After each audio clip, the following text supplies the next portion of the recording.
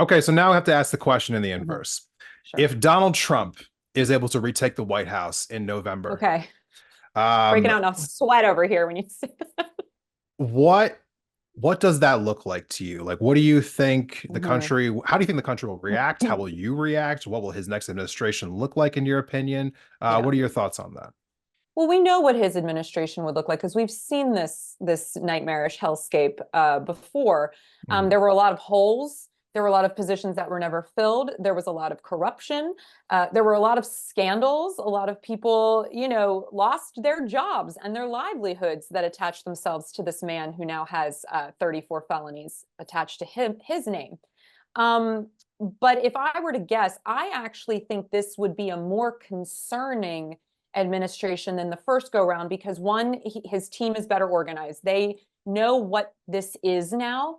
And two, Project 2025 is a real thing. And I think with the influence of JD Vance and the people around him, there would be a lot of patriots, as they would call them, put into positions of power. And they've said this, there would be loyalists put into positions of power. I actually think Trump is just as feeble minded as he's ever been, if not worse. I don't think he will have the cognition to push back on a lot of what JD Vance and his friends will want. And so I could actually see this being more of a Vance administration than a Trump one. And I really think we need to be seriously concerned about the influence of JD Vance. I know we laugh a lot about him and we think, oh, he's so extreme, or oh, nobody likes him. He's polling so poorly in his own state of Ohio. His own governor doesn't like him.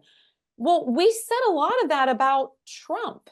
Yeah. So I'm sounding the alarm now that we need to take him seriously. This is a threat to our incredibly fragile democracy. And I know people on the left say we're already living in a fascist state. I hear that. It can get a hell of a lot worse. And I'm not interested in finding out how much worse.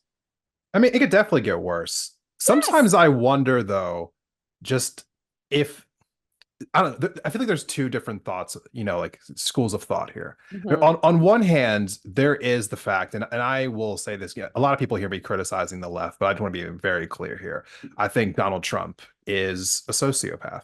I Yeah. really do. I think he's a Mm-hmm. cancer on the American people. Mm-hmm. And I think that the Republican Party is definitely more extreme than the Democratic Party.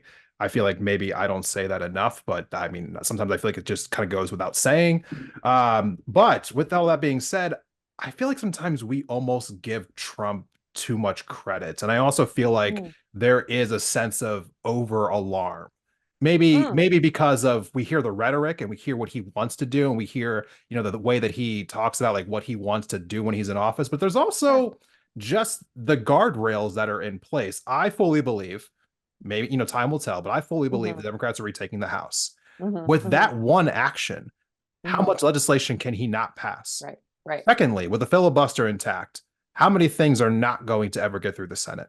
Mm-hmm. I mean, most of the things he wants that people are truly afraid of are things that can't go through reconciliation. So they would have to go through a standard order vote, meaning they need 60 votes, meaning that the Democrats will never go along with his agenda. How Mm-hmm. many different things can he truly go through with executive order? I just don't know exactly what that all looks like. I mean, the Supreme Court can only take so many cases per year. Now that some of the cases they've taken have been devastating, don't get me wrong. But I just feel like the alarmist kind of Mm. reaction to what Donald Trump can do. And not that I'm saying I want him in Mm-hmm. office, but I'm saying Mm-hmm. if he's in office, Yeah. I just don't know how much of the world ending we'll truly see. Because I think there are a lot of guardrails still in place here. Mm. But again, not trying to say I want him in office. I'm just trying to say like Yeah.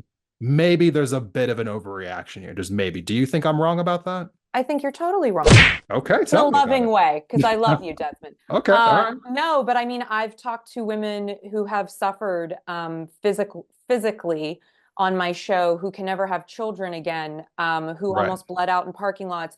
I've talked to doctors who literally cannot say the word gender affirming care in their own state because they will lose their license. So they cannot help, you know, uh, trans kids and kids that identify as non-binary, and those kids are now killing themselves.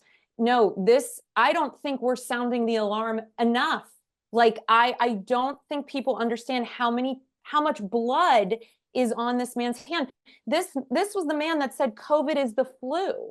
Okay, COVID has killed millions of Americans and has debilitated millions upon millions more. So no, I totally disagree with that. I mean, the rollbacks on the environmental protections, my God, we are at the beginning stage of the incredibly detrimental impact that this man has made on the nation that we're not going to fully understand for another 20 or 30 years.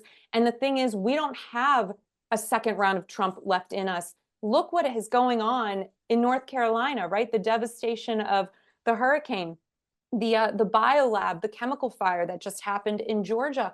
All of these things, of course, both parties have a lot of their hands are in, why we're here with the climate crisis. But this man is a threat like nobody that we've never seen before in this country. And we've already seen what he's done. And we've already lost too many lives because of him. Hey, I appreciate the pushback. I think this is actually a really important thing, especially since I know that we Yeah. agree on so many different Yeah, things. And no. I just want to say, you know, this is actually a really good thing as far as I'm concerned with having this type of a conversation, because I do think it's worth pointing out. I hear these things a lot. And again, I think it's very important for me to say that I think that Donald Trump is a cancer on society. Mhm. So I don't mean what I'm about to say next as like an endorsement of him, because I hope that he loses to Kamala Harris and I hope that Yeah. he never runs for office again. But the feelings around the country that we are seeing right now with the Mhm. trans community, with people who are in the LGBTQ plus community, a lot of the like things that we were seeing with them are coming from these state houses, these Yeah. state Republicans who are going after them in many vicious ways. They've been happening in the last few years Yeah. while Yeah. Trump hasn't been in office.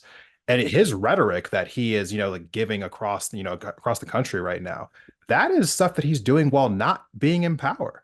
I don't know that there was really that you can attribute like him being the president to what we've seen from these Republican state legislatures. Right. Also, the Well, I Supreme disagree with that too. Right. Well, the Supreme Court also, like he did that in his first administration. And so what they've done now, like by, overturning Roe, again, happening while he wasn't in power, Democrats didn't really do a whole lot to change, to kind of like react to that. They didn't set up any kind of clinics on Yeah. federal lands in several states like they could have done. They didn't move to get rid of the filibuster in 2022. So they could have, while they had the majority in the Mm-hmm. Senate to, codify Roe v. Wade into law. I just wonder myself sometimes, you know, does Donald Trump really have the power that we say that he has from a Mm-hmm. legislative standpoint? Like his Mm-hmm. rhetoric is powerful whether he's the president or not. Right. But does Yeah. he have the legislative power to do the diabolical things that we say he's Mm-hmm. going to do? When he was in office last time, what were his legislative achievements? A tax Mm-hmm. cut for rich Mm-hmm. people. Mm-hmm. The end. I mean, if you Yeah. really be honest with yourself, he was a legislative failure.